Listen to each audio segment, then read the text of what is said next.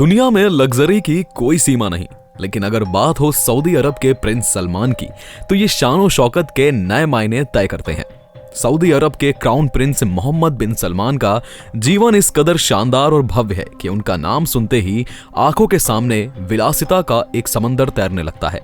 Private jets, सोने से जड़ी हुई गाड़ियां, अरबों डॉलर के महल और दुनिया भर के सबसे महंगे हॉलिडे डेस्टिनेशंस, ये सब उनके लिए आम बात है।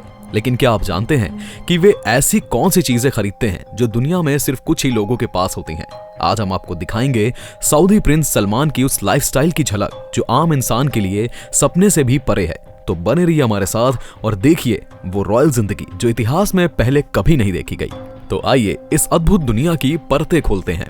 लेकिन उससे पहले इस वीडियो को लाइक कीजिए और चैनल को सब्सक्राइब करना मत भूलिए, क्योंकि आगे जो खुलासे होने वाले हैं वो आपके होश उड़ा देंगे। दोस्तों, क्राउन प्रिंस सलमान की जीवन शैली इतनी लग्जरियस है कि जो हमारे और आपकी कल्पनाओं से भी परे है। 2014 में उन्होंने पेगासस नाम का एक याट खरीदा और यकीन मानिए ये कोई आम याट नहीं था। ये तो एक ऐसा तैरता हुआ महल था जिसे देखकर किसी की भी आंखें चौंधिया जाएं। अंदर के इंटीरियर्स इतने शानदार थे कि चमचमाते झूमर स्वारोव्स्की क्रिस्टल को भी फीका कर दे। हर स्टेट रूम ऐसा जैसे किसी राजमहल का हिस्सा हो, और इस शानदार तैरते महल की कीमत सिर्फ $200 मिलियन। ये कोई मामूली खर्च नहीं था, बल्कि एक ऐसा जल महल था जो समंदर के पानी पर राज करता था। लेकिन ये तो सिर्फ शुरुआत थी। अगले ही साल यानी 2015 में प्रिंस सलमान ने एक और यॉट खरीदी जिसका नाम था सेरीन। ये पहले वोडका टाइकून यूरी शेफलर के पास थे, लेकिन अब ये प्रिंस सलमान के लिए एक तैरता हुआ सपना बन चुकी थी। इस यॉट की लंबाई थी 134 मीटर और इसमें वो हर चीज थी जो आपके सबसे महंगे सपनों में होती है। एक शानदार मूवी थिएटर, ऐसा जिम जो ओलंपिक ट्रेनिंग सेंटर को भी मात दे दे, और सबसे रोमांचक बात, एक पनडुब्बी जो आपको समुद्र की गहराइयों की रोमांचक यात्रा पर ले जा सकती थी। हर डेक को इस तरह डिजाइन किया गया था कि वो किसी 5 सितारा रिजॉर्ट से कम नहीं लगे। इसकी कीमत थी $550 मिलियन। जी हाँ, आपने बिल्कुल सही सुना, कई देशों की इकोनॉमी से भी ज्यादा। दोस्तों, प्रिंस सलमान को अपनी यॉट से काफी प्यार भी है, इसलिए 2016 में इन्हें नीदरलैंड में रिफिट किया गया। लेकिन ये कोई मामूली अपग्रेड नहीं था, ये ऐसा ट्रांसफॉर्मेशन था जो किसी भी इतिहास के पन्नों में दर्ज होने लायक था। इन यॉट्स को समुद्र में तैरते महल की तरह तैयार किया गया था। हर एक डिटेल एकदम परफेक्ट, कहीं गलती की कोई गुंजाइश नहीं थी। और हर बड़े आदमी की तरह प्रिंस सलमान को भी आर्ट से काफी लगाव है। जब उन्होंने दुनिया की सबसे महंगी पेंटिंग साल्वाटोर मुंडी खरीदी तो हर कोई हैरान रह गया। लियोनार्डो द विंसी इस पेंटिंग के लिए उन्हें $450 मिलियन खर्च किए। सोचिए, ये सिर्फ एक पेंटिंग नहीं थी, बल्कि ये पेंटिंग बताती है कि प्रिंस सलमान अपनी लग्जरियस लाइफ के लिए कितने पैशनेट हैं।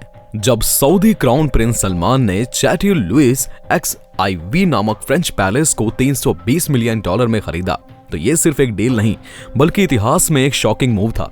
ये पैलेस 17वीं सदी के किंगडम से इंस्पायर्ड था, लेकिन मॉडर्न सुविधाओं से लैस था जो किसी भी अरबपति की लाइफस्टाइल के लिए परफेक्ट हो। और सबसे अनबिलीवेबल फीचर, एक अंडर वाटर मेडिटेशन रूम। जी हाँ, पानी के नीचे एक कमरा जहां आपको चारों तरफ मछलियां तैरती हैं, जैसे किसी फैंटेसी मूवी का सीन हो। ये पैलेस 50,000 एकड़ में फैला हुआ था और इसमें वो सब कुछ था जो आपके इमेजिनेशन से परे है। गोल्ड प्लेटेड डोर्स, एक इंप्रेसिव वाइन सेलर और एक प्राइवेट मूवी थिएटर। और अगर आप सोच रहे हैं कि बस इतना ही, नहीं, यहाँ एक ऐसा स्विमिंग पूल भी था जिसमें छत से पानी गिरता था, जैसे नेचर और लग्जरी का परफेक्ट ब्लेंड हो गया हो। लेकिन कहानी यहीं खत्म नहीं होती। क्राउन प्रिंस सलमान का लग्जरी के लिए प्यार सिर्फ यॉट्स और पैलेस तक सीमित नहीं है। उनके पास सऊदी अरब के अलावा न्यूयॉर्क में भी हाई एंड अपार्टमेंट्स हैं। उनका हर इन्वेस्टमेंट सिर्फ प्रॉपर्टी नहीं, एक स्टेटमेंट है कि वो एक्सीलेंस के लिए कोई कॉम्प्रोमाइज नहीं करते। और ऐसा नहीं है कि प्रिंस सलमान केवल अपनी लग्जरी में ही लगे रहते हैं, देश के विकास पर उनका कोई ध्यान नहीं है। प्रिंस सलमान लगातार सऊदी अरब को वर्ल्ड मैप पर एक ऊंचा मुकाम दिलाने की कोशिश में लगे हुए हैं। उन्हें सऊदी का सबसे क्रांतिकारी नेता भी माना जाता है। उन्होंने सऊदी अरब जैसे कट्टर इस्लामिक देश में कई ऐसे बदलाव किए जिसके बारे में उनसे पहले कोई सोच भी नहीं सकता था। सऊदी अरब ने बॉक्सिंग, टेनिस, हॉर्स रेसिंग और फार्मूला 1 जैसे बड़े इवेंट्स को होस्ट करने के लिए जबरदस्त इन्वेस्टमेंट किया है। इसके अलावा इंटरनेशनल गोल्फ टूर्नामेंट्स को फाइनेंस करना और फार्मूला 1 टीम व इंग्लिश फुटबॉल क्लब्स में हिस्सेदारी खरीदना, ये साबित करता है कि देश को फुटबॉल में खास दिलचस्पी है।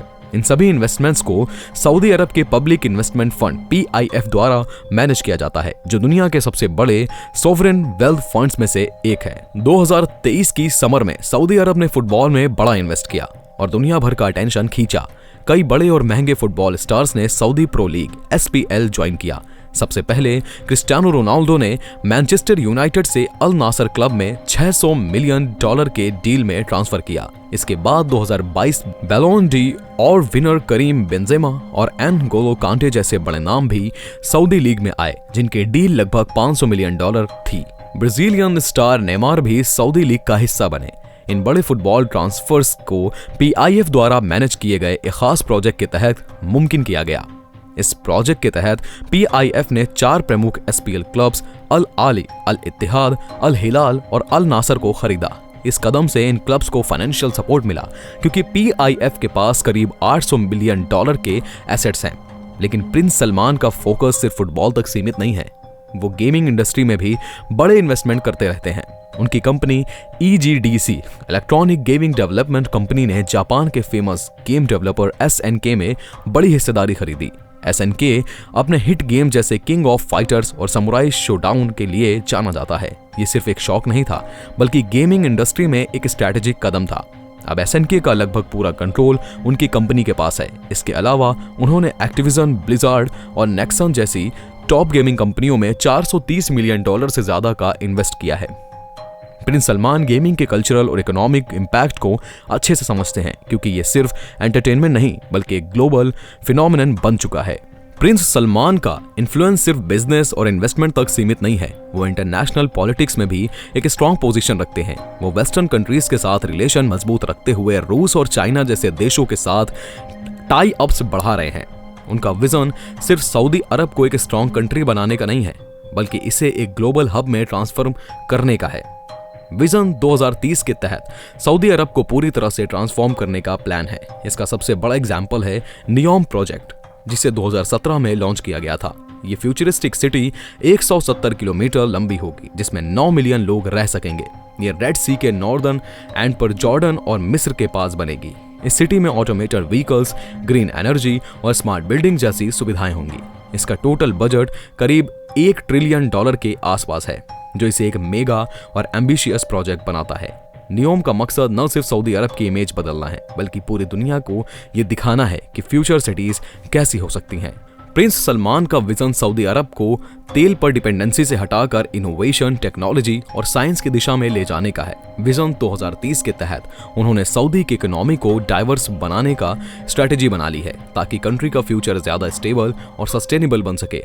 वो जानते हैं कि भले ही अभी सऊदी के पास बहुत तेल है, लेकिन ये हमेशा नहीं रहेगा। इसलिए वो चाहते हैं कि 2030 तक उनके देश की इकोनॉमी भी पूरी तरह से तेल पर डिपेंड ना रहे, ताकि आने वाले समय में जब उनकी जमीन तेल उगलना बंद कर दे, तब भी उनके देश के किसी भी शख्स की लाइफस्टाइल में कोई बदलाव ना आए।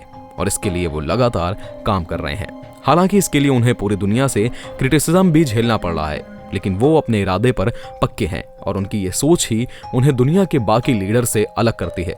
तो ये कहना गलत नहीं होगा कि मोहम्मद बिन सलमान सिर्फ एक अमीर और पावरफुल प्रिंस नहीं है, बल्कि एक विजनरी लीडर है जो अपने देश का फ्यूचर पूरी तरह बदलने का सपना देख रहे हैं।